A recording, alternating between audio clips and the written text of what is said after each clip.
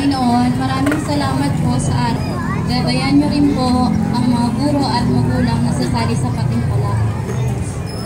Iliw, perlas ng silanganan, alab ng puso, paglayang minamahal, araw ng walhati pagsinta, buhay langit sa piling mo. May mga api ang mamatay ng dahil sa'yo. Kagawad ng barangay at ngayon ay parang Christmas na. At ako po ay nagpapasalamat dahil po ginaganap po namin to taon-taon. Tulong ng ating butihing mayor sa kanya pong ito po at matapos po yung aming pa-practice.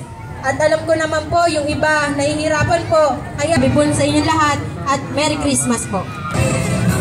Groceries worth 500 pesos. Ang proceeds po ng ating centers.